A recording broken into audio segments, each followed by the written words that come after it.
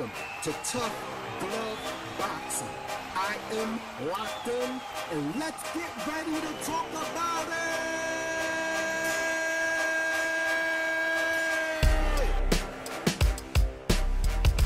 What's good, everybody? I'm locked in. Welcome to another episode of Tough Glove Boxing. First of all, as always, I want to take this time to give a salute to all the tough girls and tough guys that apply pressure to that like button for your boy. If you're new to the channel, I welcome you to hit the subscribe button, become part of the Tough Glove family. We're a small family, but we're a strong family, and you don't have to agree with everything I say. All you got to do is do what I do and love the sport of boxing. Now, today ain't going to be a long video, guys. I just wanted to come on here and give you guys a little bit of content concerning the Terence Bud Crawford, Errol Spence Jr. fight we got coming up on July 29th, also known as the Fish Fry in July, right?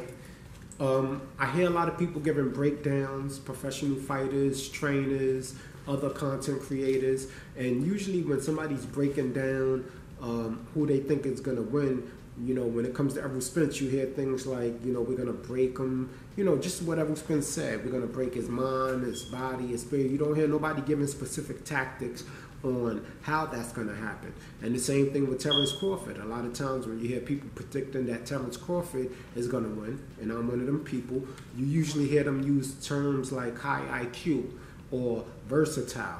Again, nothing too specific, right? And so what I wanted to do is I wanted to come on here and give you my 10 reasons, my personal 10 reasons why I edge this fight to Terence Bud Crawford, okay?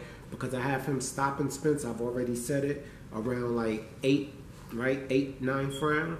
And these are the reasons. So we're going to get into my reasons, okay? My personal reasons for why I think Terence Crawford is going to stop Spence. These are the 10 things that I think are going to make a difference in this fight as far as Terence Crawford is concerned. Now, I'm also going to do another video, okay, letting you know 10 things that I think that I have concerns for Terence Crawford concerning Errol Spence. But right now, we're going to talk about the 10 reasons why I give Terence Bud Crawford this victory. The first one, right, is going to be his ability to fight off the back foot and off of angles, right? So when you're fighting somebody that's a pressure fighter, right?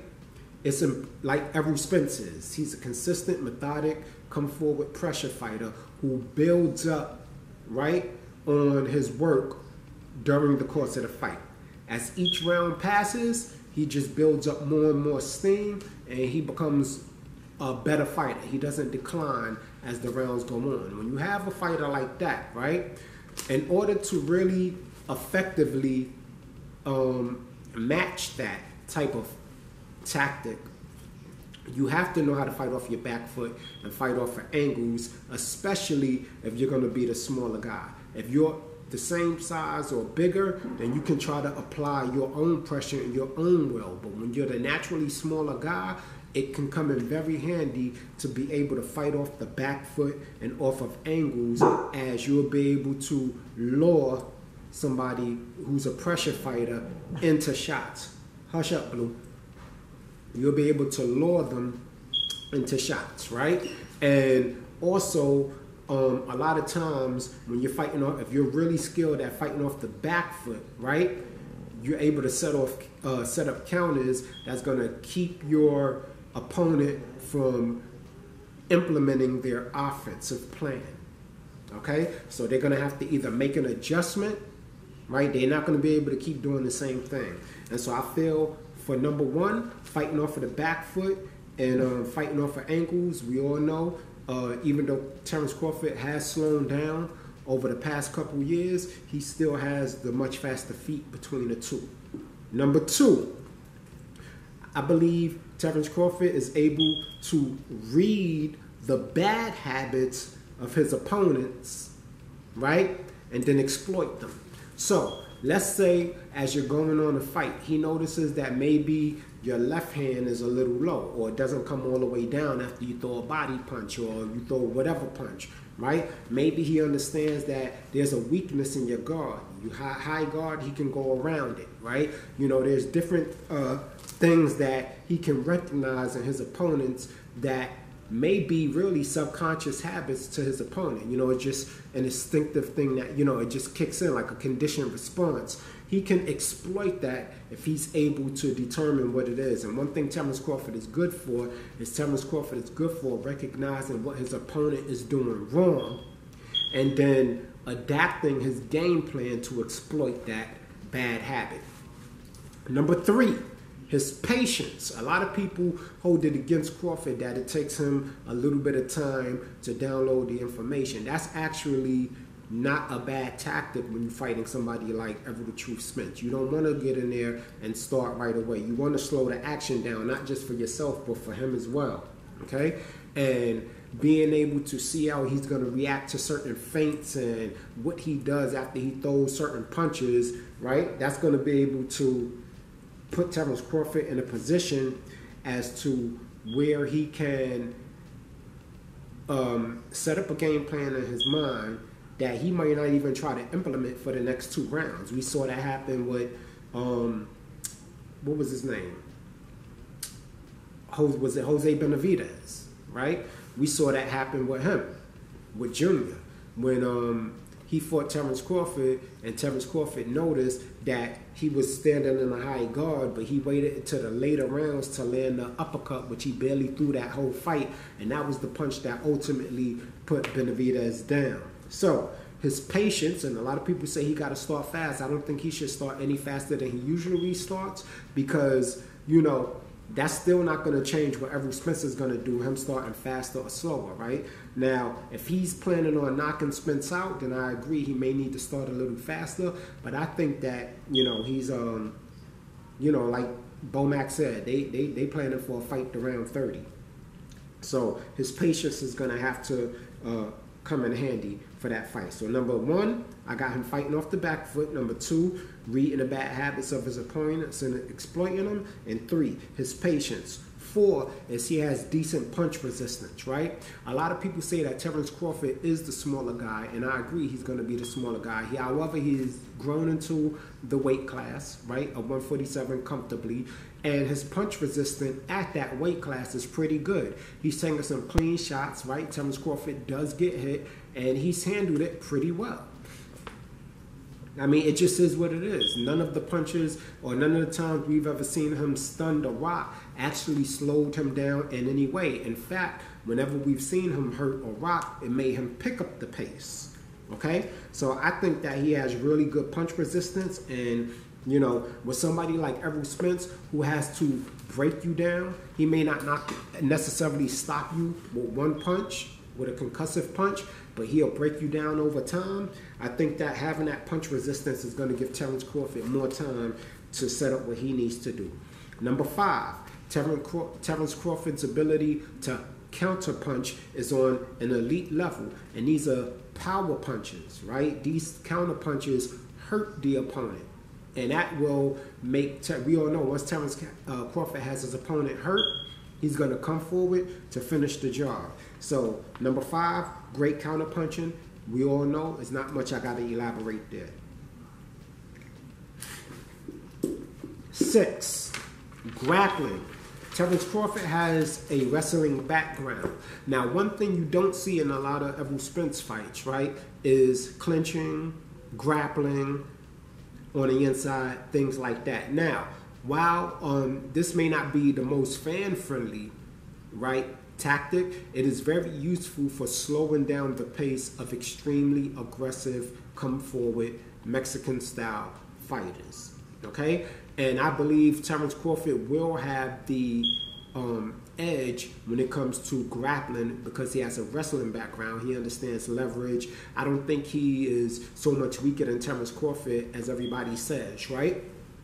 And I think that's going to play a major part in this fight because if Errol Spence is not able to do what he wants on the inside, right, which is usually a lot of body work, that's half his game plan right there. If every time he comes in, Terence Crawford holds him and clinches him out, you know, Errol Spence is not really experienced in getting out of clinches and having his way with the clinch battle. So I think that's going to play a part as well. Number 7, the fact that Terence Crawford is a switch hitter. Now, although Errol Spence performs well against other southpaws and other orthodox fighters, Terence Crawford's switch hitting is a little different. It's more like Marvin Hagler's, which means it's more of a ambidextrous type of situation where they're equally good with both hands. It's not just like they can fight in both stances. They're equally as strong.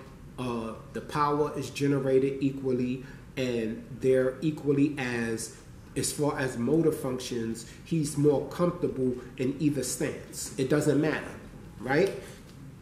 And that is going to play a part in the sense that it will force Errol Spence to have to fight more than one way. Number 2, being a switch hitter for Terence Crawford can actually take away Errol Spence's main weapon, which is the jab he uses to set up everything. And although he does perform well against other southpaws, what Terence Crawford has is actually going to be my number 10, so I'm not going to say it now. But being the fact that Terence Crawford is a switch hitter, and the way, the type of switch hitter he is, which means he's ambidextrous, okay?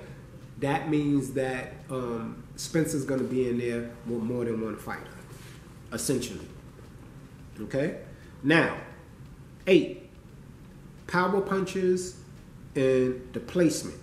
Okay, Terence Crawford is known for changing levels. He's known for landing over 40% of his power punches. So Errol Spence is going to get touched up, more than likely off of counters, resulting in, from him being so aggressive. Okay, and this is why one breakdown where I said, I saw a guy say that don't be surprised if you see a more reserved and not so active Errol Spence, is because the more active you are, that plays right into the hand of an elite counter puncher, and it makes you hesitant to throw your own punches. So we're going to have to see if Errol Spence has what it takes to make adjustments and switch up his game plan. A lot of times Errol Spence's adjustment is to just fight harder and stronger. So we're going to see how that plays out. Okay, number 9, conditioning. Now, this may not be an advantage as they both have amazing conditioning, but I've never seen Terence Crawford tired in a fight, right? And also, he, out of his own mouth, said that he's preparing for a life and death type of fight. A life and death type of fight. So I'm pretty sure he's going to push himself to the absolute brink in training. And Bomac also said in a recent interview that they were actually training to fight a 30-round fight. So I know his conditioning is going to be on point, is going to hold up, and I don't have to worry about him having mental lapses as the fight goes on because he's so tired. Usually when you get tired, you start getting hit with stuff you wasn't getting hit with earlier. You start making bad judgment calls, and that's just not what we've seen from the boxing IQ of Terence Crawford. 10. And this is what I think is going to make the most difference, and it ties into a little bit of what I said about 7, the switch hitting.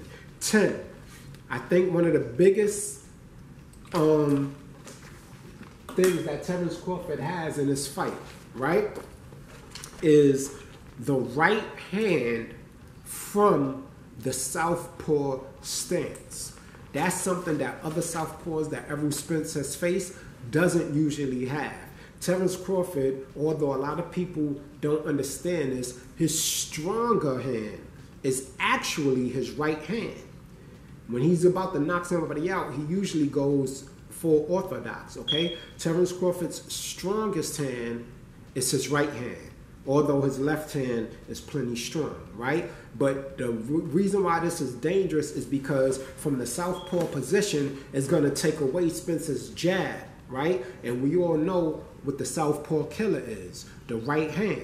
Terence Crawford has an excellent right hand, especially an excellent chopping right hand. And I think that that is the punch that's going to give Errol Spence the most problems in this fight.